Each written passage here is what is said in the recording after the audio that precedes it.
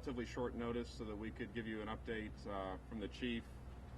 Just to give you an overview of what's going to happen, the sheriff's actually going to start because he wanted to provide a point of clarification from something he said at the earlier briefing, and then the police chief will give you an overview of the memorial services as well as the operational changes that will be happening here at the department. And finally, Deputy Scallon, the PIO from the Sheriff's Office, will give you the final briefing and update. To put this into context, it actually hasn't even been 48 hours since our two friends were brutally and senselessly murdered. And in that short amount of time, we've not just been grieving and trying to make sense out of it, but we're also trying to organize a memorial service. The Sheriff's Office is trying to do everything they can in the investigation, and that's been the primary focus of the Chief and the Sheriff, is making sure that we can see us through this time, but also make sure that the family's needs are attended to on the service. So that's why he wasn't able to really address you earlier today. And so I'm going to start now with the Sheriff, who's going to provide a point of clarification from the earlier briefing. Thank you.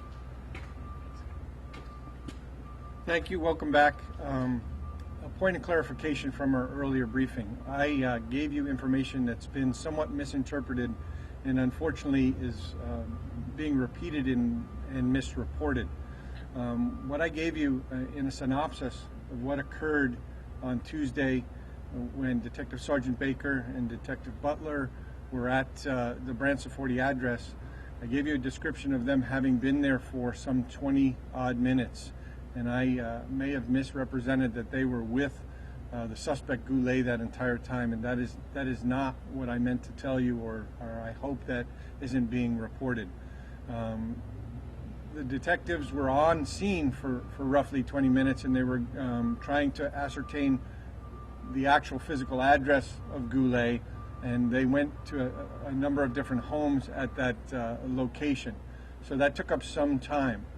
Then they made contact with Goulet at his home. They never entered the home, and in the less than 10 minutes that they were actually speaking with him before the assault occurred, they were having a dialogue with him through a closed door. During that dialogue, we don't know exactly what transpired, with the exception of the fact that Goulet disappeared from the door and appeared from another location and ambushed or assaulted the officers, taking them both down within seconds. So I wanted to really make sure that that point was clarified, so that we don't have a misrepresentation of them having been with him for an extended period of time.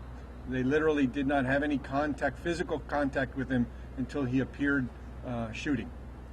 So with that, I want to close, and I want to introduce Chief Kevin Vogel, bring him to the podium, and he's going to tell you what is in the future for the Santa Cruz Police Department. Thank you. Chief. Thanks, Sheriff. Good afternoon, ladies and gentlemen. Kevin Vogel, Chief of Police for the City of Santa Cruz. I want to thank you all for being here today. As was mentioned earlier, it's been less than 48 hours since this tragic event occurred in our city. And so we've spent a lot of time over the last 2 days with the incident itself and planning for the upcoming memorial service for my two fallen officers. So I'm going to give you some brief details this afternoon about the memorial service. What we have so far is that this memorial service will occur on Thursday, March 7th. It will be local. It will be here in Santa Cruz. It will start at 11 a.m. in the morning. The service itself will occur at the Kaiser Permanente Arena, the home of the Santa Cruz Warriors. We are planning to have an overflow facility, which will be the Santa Cruz Civic Auditorium. We're anticipating that we will have thousands of people, police officers from all over the state of California and perhaps throughout the country, as well as a lot of local community members and just supporters of our agency. So we're hoping that those two venues will be large enough. I'm not certain that they will be. We may actually be looking for a third overflow venue. Unfortunately, we don't have one venue in our city that will accommodate the number of people that I think we're probably going to have for this. So again, it'll be next Thursday, a week from today, March 7th, 11 o'clock in the morning. We will release further details about this as we move forward. I don't have any information for you at this point in time on a reception that follows the ceremony, but that's what I can give you right now about the memorial service that will be held to honor our fallen officers. The second announcement that I want to make today is I want to first of all thank the Sheriff's Office and the California Highway Patrol for the law enforcement services that they've been providing to our community over the last 2 days. As you know, I mentioned this when I spoke, I believe 2 days ago, that we were taking our officers off of the street, and primary law enforcement services were going to be provided in the city of Santa Cruz by our Sheriff's Office and our local office of the California Highway Patrol. And they've been protecting our community for the last 2 days, and for that I just want to extend my appreciation for them. The Sheriff and the Commander, Captain Matt Olson of the California Highway Patrol, are standing behind me, so I just wanted to make that comment. My office will assume primary law enforcement responsibility for our community effective tomorrow morning. My officers will report for duty at 7 a.m. We'll have a briefing, and I anticipate that my officers will leave the office and head out to keep our community safe sometime between 7 and 7:30 tomorrow morning. So starting tomorrow, you're going to see our black and white Santa Cruz police cruisers out on the streets of Santa Cruz again. So beyond that, I don't have a lot of information, but I would just ask that the community, that when you see our officers out patrolling our streets tomorrow, please provide them with all of the love and support that you can.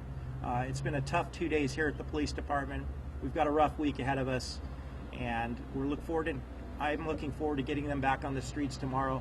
But understand that I had to ensure the well-being of my officers, and I had to make sure that their mental health was in such a condition that they're able to get back out on the streets and perform their job safely, which is the reason that they have not been patrolling for the last 2 days. It's given them an opportunity to kind of reflect on what's happened, and given us an opportunity to make sure that they're okay. Over the last 2 days, we've been providing grief counseling to my officers, and we've had grief counselors on site here at the police department, and that was very important to me as the chief of police, to ensure the mental health and the mental well-being of my staff. So we can all look forward to seeing our own police officers back out on the street tomorrow morning. And with that, I want to thank you for coming out today. Thank you. Operational changes, in light of what happened, for instance, I know that the vest was not a change thing, but maybe operationally, looking into the possibility of making it policy. At this point, all I'm prepared to announce is that we are putting our own staff back out on the streets tomorrow.